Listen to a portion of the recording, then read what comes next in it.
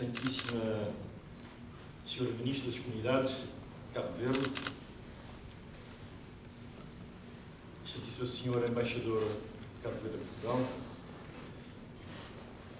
Excelentíssimos Senhores Organizadores da Conferência, Excelentíssimo Senhor Vice-Reitor da Universidade de Lisboa, ilustres professores, ilustres investigadores, senhores jornalistas, senhores representantes das associações e organizações da sociedade civil, prezados amigos, minhas senhoras e meus senhores, o grande prazer e honra que senti ao ser convidado para presidir esta sessão de encerramento da Conferência Refletir Cabo Verde e a sua relação com o mundo, só é comparável ao orgulho que me invade pelo facto de saber que a minha visita a Portugal foi um pretexto para reunir políticos, investigadores, mulheres e homens de cultura, académicos, em torno de questões que inquietam os cabo-verdianos e muitos dos que, não o sendo, comungam os mesmos anseios, as mesmas inquietações e expectativas em relação a esse nosso pequeno país. Falar da relação de Cabo Verde com o mundo encerra, de alguma forma, uma redundância, na medida em que, na essência, Cabo Verde é essa relação. O nosso país, mais do que um espaço físico, é um conjunto de relações que, ao longo da história, as pessoas, a partir de um determinado território, foram construindo num outro espaço do tamanho do mundo e que, ao longo dos tempos, se tem ampliado e diversificado. Essa teia de relações, acompanhando as grandes vicissitudes por que passa o planeta e abarcando nos últimos tempos, de forma muito intensa, áreas como a cultura, a economia e o ambiente, tem repercussões diretas no sujeito dessas relações que se dá pelo nome de Cabo Verde. É por essa razão fundamental ter-se um bom conhecimento das suas virtualidades para que, na medida do possível, os seus aspectos positivos e negativos possam ser antecipados e adotadas as medidas mais adequadas. Prezados amigos, Cabo Verde tem sido apontado como um país que, apesar dos seus limitadíssimos recursos naturais, tem conseguido ganhos que o colocam numa situação considerada aceitável. Contudo, tais conquistas ainda não lhe permitiram vencer uma grande dependência do exterior, o que acaba condicionando, em larga medida, a sua capacidade de promover um desenvolvimento autossustentado. O desempenho relativamente positivo da economia cabo-verdiana, longe de resolver os problemas básicos dos cabo-verdianos, tem evidenciado limites um tanto ou quanto severos. Se é facto que há muitos anos, o espectro da fome, que outrora teve consequências devastadoras no nosso meio, é cada vez mais uma longínqua recordação imortalizada na arte e alguns traços indeléveis da nossa personalidade, temos a consciência de que a economia ainda não nos proporciona um nível de bem-estar a que aspiramos e que as suas debilidades, com destaque para a dependência em relação a terceiros, constituem ainda uma das suas características principais. Na realidade, como sabemos, quando comparados com outras economias insulares, os indicadores de Cabo Verde apresentam um desempenho ainda baixo. As repercussões desta realidade são negativas em diversas áreas, com realce ao desemprego, nomeadamente entre os jovens.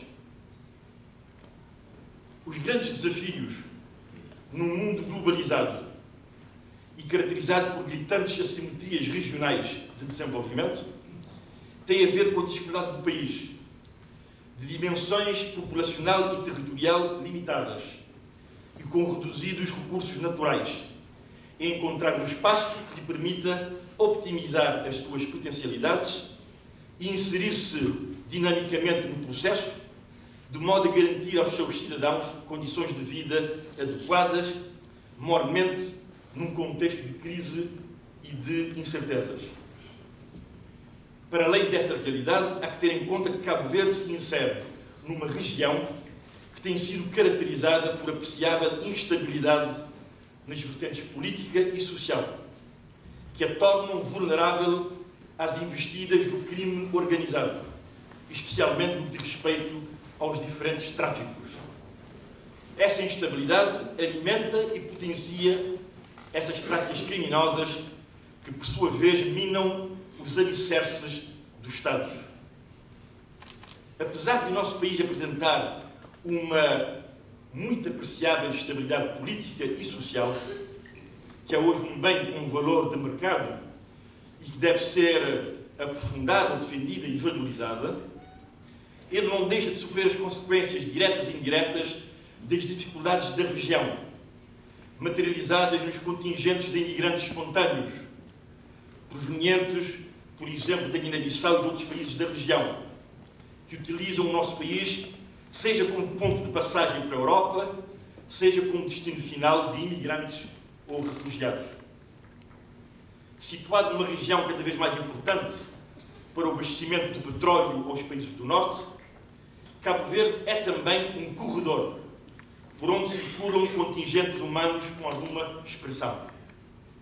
Hoje, o país conta com uma relativamente expressiva comunidade imigrada, oriunda dos países da CDAO, que enriquece a nossa sociedade e, simultaneamente, coloca algumas questões que se prendem com as nossas fragilidades e levantam questões nas nossas relações com os outros países do continente. Senhora Ministra, Senhora Embaixadora, Senhor Secretário Executivo da CPLP, Senhores Professores, caros amigos, uma economia como a cabo-verdiana não consegue, em hipótese alguma, ficar imune a conjunturas como a que vivemos hoje. Por isso, não pode ficar assistindo impávido e sereno ao desenvolvimento de tal quadro. É fundamental que se identifiquem mecanismos que permitam acompanhar o fenómeno, entender, na medida do possível, os seus meandros e, sendo possível, antecipar as suas consequências de modo a minimizá-las. E porque o fenómeno terá certamente alguns aspectos positivos, será mister identificá-los e, eventualmente, aproveitar as oportunidades de que seja portador. Parece ser este um dos propósitos maiores do exercício de reflexão no que às questões económicas diz respeito. Naturalmente que os objetivos preconizados ultrapassam os meros aspectos conjunturais e apontam para questões de fundo, estruturantes e permanentes. E não duvido que este esforço conjunto e crítico de investigadores e responsáveis políticos, de pensadores, que apontará caminhos que poderão ser trilhados para que, num mundo em constante evolução, as energias sejam de facto canalizadas na direção certa, evitando desperdícios e eternos e desmotivadores recomeços ou adiamentos. Temos consciência de que apenas quando pudermos crescer de forma continuada e robusta, poderemos dar o tão desejado salto qualitativo em Cabo Verde. Não duvido que contribuições nessa linha, saída deste fórum, poderão ajudar-nos a atingir um tal desiderato. Estamos condenados a ousar, a buscar novos caminhos, renovar e diversificar as parcerias, como, aliás, o nosso povo sempre fez ao longo da sua história. Minhas senhoras e meus senhores, a opção democrata de Cabo Verde tem, como em quase tudo o que acontece no nosso país, a marca da diáspora, pela contribuição que ela deu na clarificação dessa opção, quando ela era ainda apenas uma possibilidade remota, acreditando e fazendo acreditar que um regime de democracia, mais do que uma mera possibilidade, era uma necessidade urgente dos tempos atuais. A contribuição continua fundamental, para além da participação direta em processos eleitorais, legislativos e presidenciais, é possível aproveitar, com as inevitáveis adaptações, a experiência política de outras latitudes. Acreditamos que a participação nas disputas eleitorais pode atingir níveis mais elevados. Entendemos que, em razão dos grandes problemas a que os trabalhadores têm de fazer face no dia a dia e de algumas dificuldades relativas à administração do processo eleitoral, essa participação esteja aquém do desejável. Por isso, um esforço adicional deve ser desenvolvido no sentido de uma maior aproximação da diáspora ao Cabo Verde democrático, através de uma participação cidadã cada vez mais efetiva. As associações cívicas e as organizações partidárias podem e devem assumir um papel importante na mobilização dos cabo-verdianos. Tal preocupação não obriga, antes reforça, a perspectiva de uma participação cívica e política nos eventos de natureza idêntica que têm lugar no país de acolhimento, nos termos em que a legislação do país o possibilitar. Essa participação é decisiva no importantíssimo processo de integração. Falando de integração, importará ressaltar quão importante é o conhecimento, pelo maior número possível de cabo-verdianos, dos instrumentos que são postos à disposição dos imigrantes em geral e dos cabo-verdianos em particular, com vista a uma maior integração na sociedade portuguesa. Nesta matéria, continua a ser fundamental a persecução dos esforços das autoridades cabo-verdianas no sentido do aprimoramento dos instrumentos de integração da nossa comunidade, particularmente numa conjuntura de crise. A participação dos cabo-verdianos nas disputas eleitorais cabo-verdianas é crucial, uma vez que permite que os residentes no exterior elejam os seus porta-vozes no Parlamento, com a missão de defender os seus interesses específicos e de influenciar a adoção de medidas legislativas e de políticas consentâneas com os interesses gerais do país, como um todo, e da diáspora em particular. No que se refere às eleições presidenciais, entendo que a participação assume um caráter muito particular e muito simbólico, pois apesar de, no nosso sistema, o Presidente da República não dispor de poderes de governação, exercendo uma magistratura de influência política e moral, ele representa toda a nação cabo-verdiana, nas suas diversas componentes, e é o garante da unidade nacional e da efetiva vigência da Constituição da República. E eleger um Presidente, no nosso sistema, que é o mais alto magistrado da nação e de uma nação diaspórica, exige uma participação privilegiada da diáspora. Mas a participação no processo de consolidação democrática não se esgota no exercício do direito de voto. A construção, o aprofundamento e o alargamento da democracia cabo-verdiana tem importantes desafios pela frente, e a participação da diáspora no debate em torno de questões decisivas é não só salutar, como imprescindível. Estamos atualmente confrontados com o desafio do enraizamento da cultura democrática, ao mesmo tempo que somos obrigados a procurar equilíbrios, nem sempre fáceis, por exemplo, entre questões como a liberdade e a segurança. Mas, caros amigos, não há liberdade sem segurança, nem se pode falar de segurança se não tivermos liberdade. Na verdade, é um fácil dilema. Uma coisa não exclui a outra. O que se quer, o que se almeja, é liberdade com segurança, ou segurança e liberdade, como se preferir. Fenómenos que assumem elevada perigosidade e uma dimensão transnacional, como o terrorismo e o crime organizado, presentes na nossa região, reclamam do Estado democrático medidas eficazes com vista à sua prevenção e combate. Prevenção e combate que exigem, seguramente, alguma severidade, mas que não podem, em caso algum, pôr em risco os princípios básicos que informam o regime de democracia. O Estado democrático precisa de se defender contra práticas que podem corroer os seus alicerces, mas mantém a obrigação de preservar o seu núcleo essencial e irredutível, que no fundo representa a sua superioridade relativamente às motivações que sustentam o terrorismo e a criminalidade dita organizada.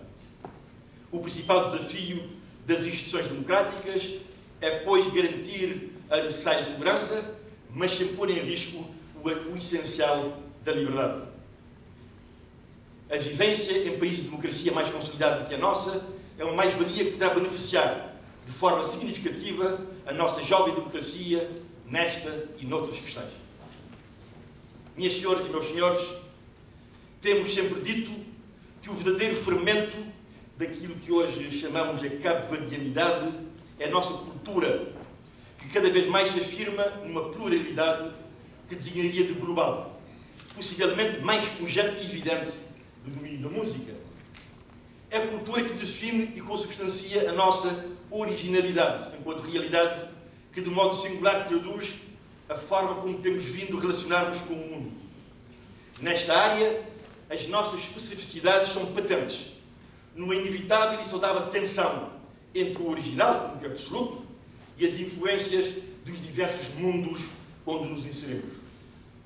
Somos um produto sempre renovável, de encontros e permutas de culturas e valores, dos povos, que nas 7 partidas do mundo se vai refazendo.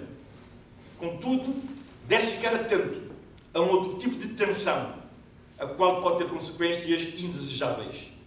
Refiro-me à que advém do encontro entre a cultura do país de acolhimento e a dos descendentes de cabo-verdianos, especialmente dos que vivem nas periferias das grandes cidades. Essa tensão, que por vezes interfere na problemática identitária, pode também condicionar o processo de integração, especialmente nas esferas educativa e laboral, com repercussões na inclusão social.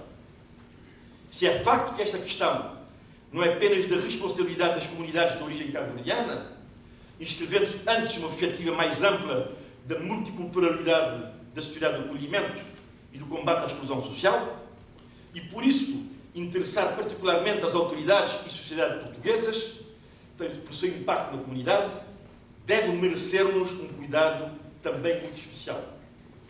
Esta talvez seja uma área em que académicos cabo-verdianos e portugueses, autoridades portuguesas e cabo-verdianas, ativistas sociais dos dois países podem desenvolver atividades importantes. Dever-se-ia encarar a possibilidade de generalização de experiências de educação intercultural dirigidas a crianças, que têm tido lugar com assinalável sucesso, ao mesmo tempo que se considera a possibilidade de se desenvolverem projetos com metodologia própria e dirigidos a outras faixas etárias. Não ignoramos que em períodos de crise, durante os quais as tensões sociais tendem a exacerbar-se, os recursos são mais escassos. De qualquer modo, essa preocupação deve estar sempre presente, pois envolve questões de uma suma importância aos níveis psicológico, cultural e social.